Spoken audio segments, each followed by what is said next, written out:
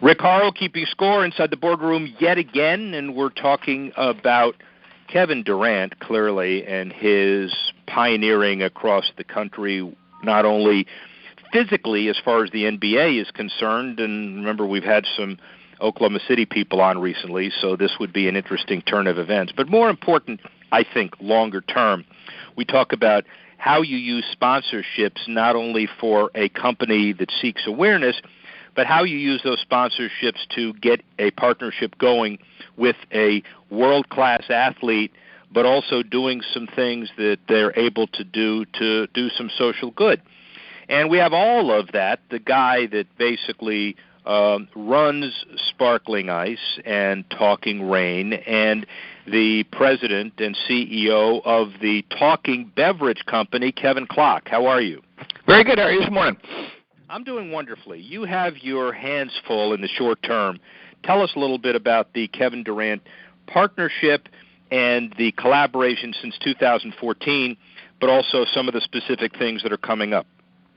Yeah, well, it's with Kevin, it was very interesting. We got a phone call one day, as the company has kind of repurposed itself, and all of a sudden you get a phone call saying Kevin Durant really loves your product, and that's kind of a strange phone call for a chief executive sitting there and who hasn't gone out and pursued anybody at that point in terms of brand ambassadorship.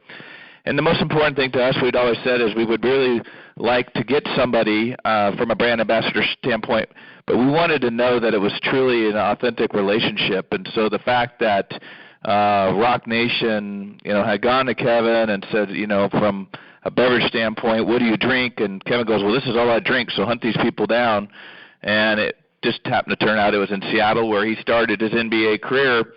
Was kind of a fun anecdote. And so we got, we probably at that point in time, from our standpoint, weren't really necessarily ready. We're still trying to grow our brand, build our company. But, to have the opportunity to have somebody like of Kevin's visibility and the fact that, he was already drinking the product, we didn't have to, there was no convincing of that. He was already selling it in his restaurants. The fact that it was part of his daily life was an easy match for us. And at that point, then it was, wow, how do we bring this across authentically with the consumer? Because I think that's one of the biggest challenges today. So since then, go ahead. No, go. You're telling a great story, and I interrupted you, so finish up. Yeah, so I think since then, we started using Kevin, and, that I would tell you the biggest challenge is trying to make sure that the way we do it is in a way that fits. Kevin doesn't try to be any more than who he is, and we're, as a beverage, not trying to be anything other than what we are, and trying to make that match up and the consumer sees it as real has been something that we've worked really hard at, and it's probably, if you see our interaction, even the way we launched announced how the two partners came together, we've tried to keep the relationship very authentic. Well, and that's, I guess, the most important issue from your perspective. I would think this is a business show, and we have lawyers and business people, and the marketing people are a dime a dozen, clearly. And the more marketing agencies get in the middle, and I don't mean to be negative about it, it's just the world's landscape, the more it impacts authenticity. Generally, people will deal with the parameters of what a ROI and a awareness and a reach will be, and sometimes it's, well, he may not like this product, but he may like this product. And clearly, the genuineness and authenticity sustains in your context, doesn't it? Yeah, absolutely. And I would tell you one of the things when we look at continually to add brand ambassadors, Kevin set such a high standard because they in the process we really vetted it out. We told Kevin it had to be that he really was authentically in love with the brand and wanted to be a part. And so, after going through that and discovering how much we were part of his life, it set a standard. And, now that we've become a bigger company, as people want to step forth, and, we get a lot of calls, to your point, from marketing agencies and agents and those kind of people. It's, we need that same authenticity that we had with Kevin. And an interesting perspective, because when we do our show, many times we'll interview CEOs and CMOs of the big boys, Anheuser-Busch, clearly, and MetLife, and some of the other companies who are known, Geico, for sponsoring certain people and certain things, and this is a refreshing kind of interview because it, I guess, came along at the same time. Talk a little bit more about the first call and this is what he drinks and we like it, and by the way, your product is so good it's going to make Kevin continue to shoot from 35 feet and jump astronomically. So you're sitting there and you're evaluating whether or not you could scale up to a level worthy of a Kevin Durant announcement. I mean, talk through that a little bit. Yeah, so you get the phone call and from his folks at Rock Nation, and they called us up and they said, Kevin's this is the brand, this is all he drinks, and of course, to your point, we've seen, being in the beverage business, there's been an awful lot of, it seems like everybody's strategy is to create a beverage, immediately go out and hire a brand ambassador, whether it's celebrities or sports athletes, and we just didn't want to be that way, and so we were trying to figure out the right moment. So it starts with his people coming out and sitting down with us and trying to convince us that this was all he drank, and then we got on a phone with him and said, hey, we really want to understand that, we appreciate you wanting to be a part of us, but this has to be something that's really, truly a part of your life. And we flew out, got a chance to meet him, and come to find out that he was already selling it in his restaurants long before, his restaurant in Oklahoma City, long before we even had started to have the conversation. Then we started looking back, and he'd been tweeting about it. So it was one of those things, we looked pretty hard because we wanted to make sure it was a real deal, and I think, some people are always taken by surprise looking at you going, are you crazy? That's Kevin Durant you're talking to. And but to us it was really important to make sure it was the right thing, and it was just, it's absolutely fantastic. The other thing I think it's important is, we're a company that's always been community involved, and we've been that way for a long time, long before it became kind of a chic thing to be community involved. And, the fact that Kevin's about the kids and he's about taking care of his community wherever he's at, that was another natural fit between the two organizations. Well, and we'll talk about Build It and They Will Ball in a minute, but as far as the value of the deal, you don't have to reveal specific numbers, but I'm, as somebody in the business, intellectually curious as to how you value Kevin's interest and genuine interest in the product against the rates that a Nike or any of the big boys would pay for his time at his ambassadorship. He's worth X, and he's, according to all of our numbers, well over $10-15 million a year of endorsement dollars. He's one of the top 5 NBA guys as far as long-term sustaining endorsement globally. How do you sit down at the table and make the numbers work? That's a fantastic question, and I think that one is always a test of the authenticity of the relationship. It was one of those things we had to, in our conversation, we knew it had to be really about him wanting to be a part of who we are. And we've had him up in the office. We take family photos where we get everybody in the company out with them and take a big family photo with them. And I think we looked at it more so, I guess, for us, one of the things, the benefits we saw that was you could put some financial. We as a small company, we're still finding our way, but one of the things we needed to do was really validate ourselves, who we were, because a lot of people, we were a company had been around a long time. People were surprised that suddenly this company, are they real?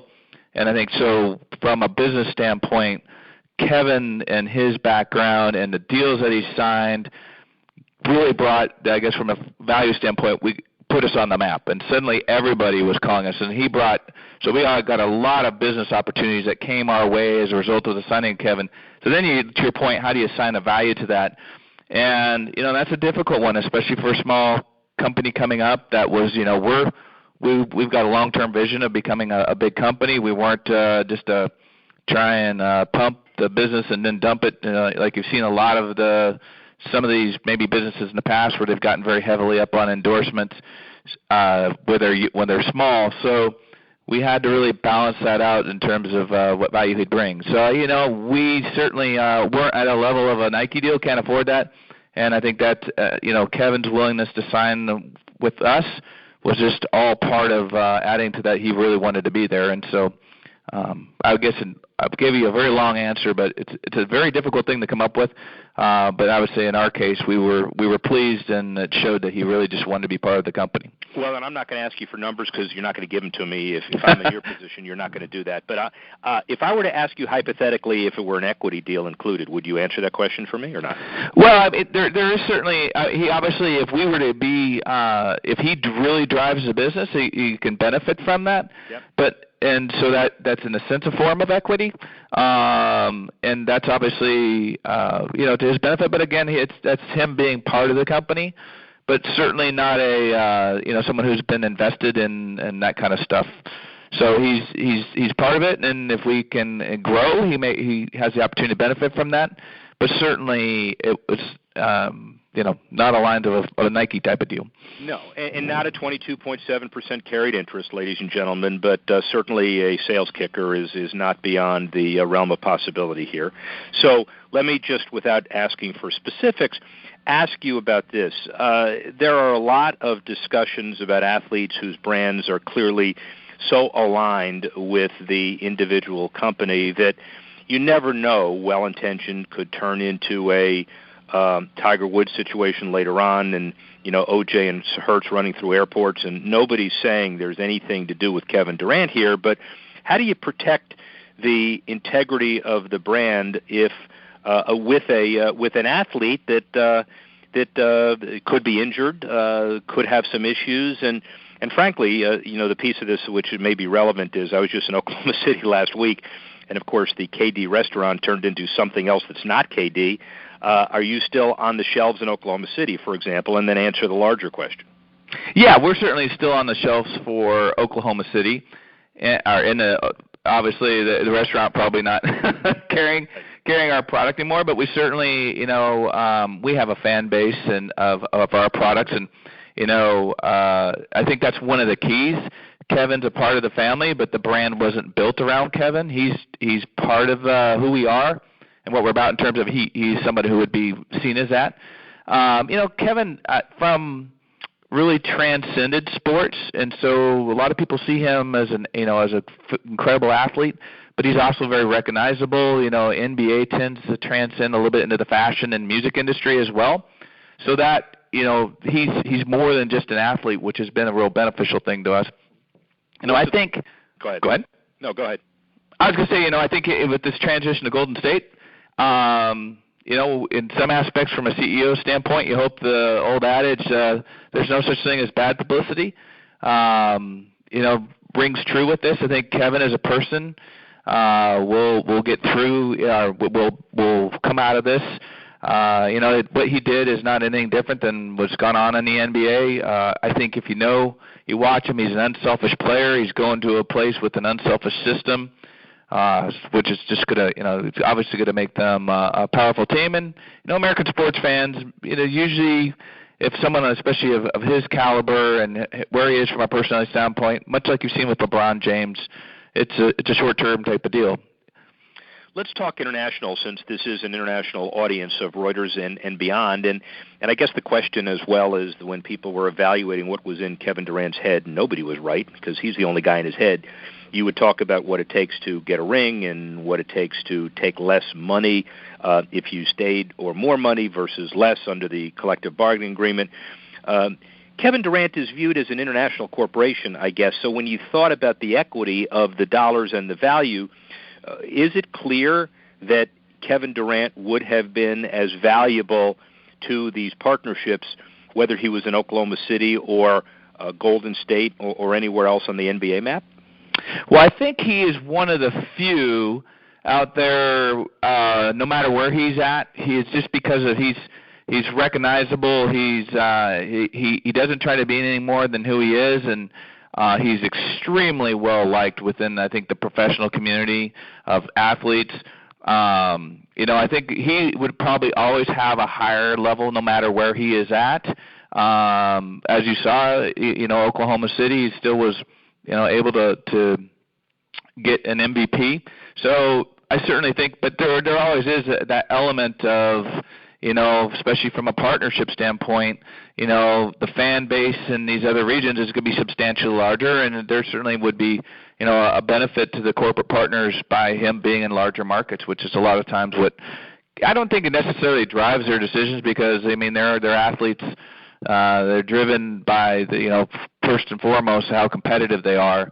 But certainly we do benefit if they're in larger markets. But I think he's one of the few out there that can could be in almost any market and still be very highly visible. Agree. And I guess the final concept here, it's not just the athlete being a brand ambassador, but I assume it's the athlete symbolizing and actually doing good.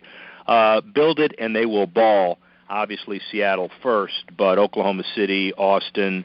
You're in China and Berlin as well, including, as your announcement talks about, New York, Washington, obviously the Bay Area now.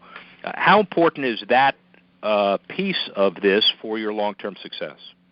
I guess one of the things, as you mentioned earlier, if the athlete and the company have a lot in common, and the brand as well, it will be a far more successful and authentic relationship. And I think one of the things, like we said when we first got started with Kevin, it was, one of the things we saw was, the opportunity to continue what we do, which has been important since the beginning, back when the company was founded in 1987, was, trying to benefit the community. It is, especially even more so now, to your employees, as we see this new generation of millennials.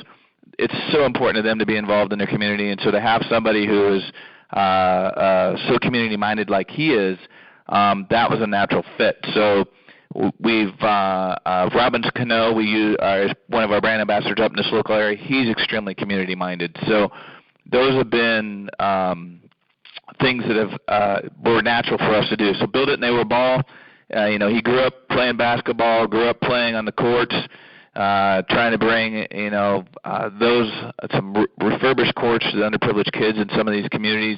There's not a lot of money in some of these areas to go in and do this, and so it was a natural fit, for someone with his visibility and his partners, especially like we said, that's something we already engage in, those kind of missions, whether we have Kevin on board or not. So it was easy for us to join together with them to do this. How do people feel in Seattle about Kevin Durant, that he left to go to Oklahoma City voluntarily so they forgive him, or is it that they don't like him anymore? Actually, I think what's funny is it's kind of one of these things people said, okay, Oklahoma City now got what they deserve in some sense. So, I hate to pit two communities together. Oklahoma City is a great community, and it's still, but it was in, I think, Seattle still burns pretty hard for the loss of the Sonics, and the fact that in some aspects, throughout the community, everybody's kind of like, okay, well, in some sense now Oklahoma City gets a chance to feel kind of what we felt when the whole team left. I think there's Speaking like a true Seattle guy. So final question is, obviously everybody understands that if you put an arena together, you get an expansion franchise, you get a mobile franchise. So is it true that the next arena becomes the talking beverage arena at the Key Center in Seattle? What's the deal? Well, the other day when we inaugurated the court with Kevin up here, and with some of the community people there, we said, look, we built the court. Now it's your job to build the stadium around it. So that's well put. That is well put. What a great politician. Plus, you probably don't have to spend the $150 million it takes to do the naming deal or the public piece of the public-private partnership. An enlightening conversation. Kevin Klock, President and CEO of Talking Beverage and the maker of Sparkling Ice. Rick Horrow will be back in a couple of minutes.